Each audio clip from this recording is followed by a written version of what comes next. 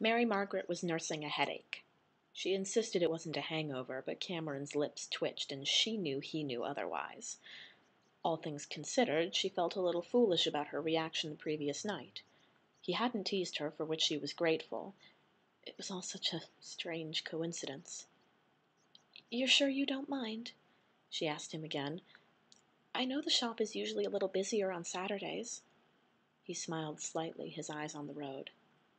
"If I minded, I wouldn't have offered to drive you all there," he said, "and I'm quite sure the shop can survive 1 hour of closure." He looked at her, eyes glinting. "You might have to convince Henry that I don't intend to run us all off the road into a ravine, though." She rolled her eyes. "You know his mother has just been telling him stories," she said as they pulled up outside of Granny's. "I've met far scarier things than you in Storybrooke." He chuckled at that. "That's just because I like you, dearie," he said. "I can promise you that if I didn't, you would see how frightening I can be." She pulled a face at him, and he smirked, making a shooing gesture with a hand. "Go and fetch the children for our little trip. I'll wait here." She left the book in the car and skipped out, hurrying up the steps. Henry and Emma were already waiting in a booth, and Emma gave her a quick smile. No doubt, Mary Margaret thought, she expected it to be nothing new. "So?" she asked. Mary Margaret looked from her to Henry and back. "He woke up." Emma's mouth dropped open. "I knew it!" Henry exclaimed in delight. "He woke up?" Emma echoed, sounding as stunned as Mary Margaret had felt the night before. "Well, not woke up, but he grabbed my hand," Mary Margaret clarified. She couldn't say why, but she could feel her cheeks reddening, which was ridiculous. It was the same feeling that she'd had when the man had grasped her hand. "Cameron's offered to take me back to see if reading some more might help." She shot Emma a tentative smile. "It's only a good thing if he wakes up, right?" "Mr. Gold is going with you?" Henry said, his expression falling. "He is Mrs. Gold's husband," Emma said to him, then looked at Mary Margaret with a frown. "Are you sure it's a good idea?" "Emma, the man's been in a coma as long as I've been going there," Mary Margaret said. "If I've managed to make a connection, if I can help him wake up, surely it doesn't matter who he is." Emma looked at her, then at Henry. "I guess," she said, sliding out of her seat. "I'll go and pay up." Henry got up too, but he caught Mary Margaret's hand. "Does Mr. Gold have to come?" he asked plaintively. Mary Margaret lifted her other hand to smooth his hair.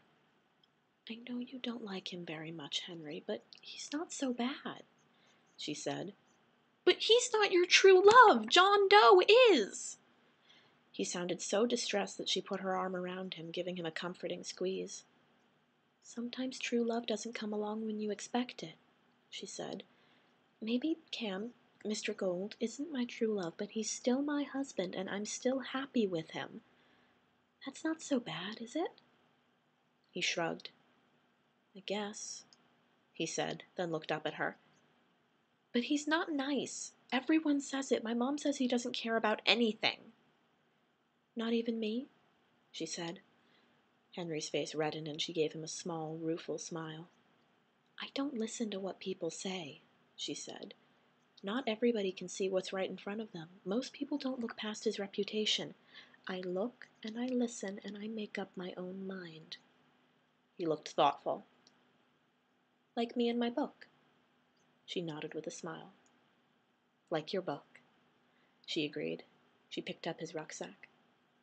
"We can go and wait in the car. Emma will catch up." He trotted out to the car beside her, though she saw him hesitate before he climbed into the back seat behind the passenger seat. He picked up the book from the seat, setting it across his lap.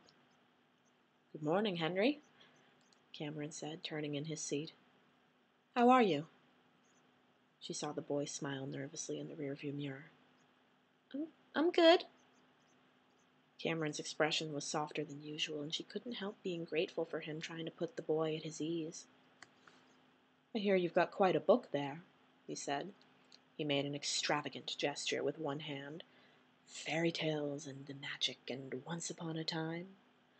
Henry shrugged. "It's just a book." Cameron leaned between the seats and said in a conspiratorial whisper, "Oh, I very much doubt that." Henry's eyes widened, his mouth opening in a circle of surprise. Mary Margaret swatted her husband on the shoulder. "Behave," she said. He chuckled, turning back around in his seat as Emma climbed into the car. "If you say so, dearie." He nodded at the rearview mirror. "Miss Swan?"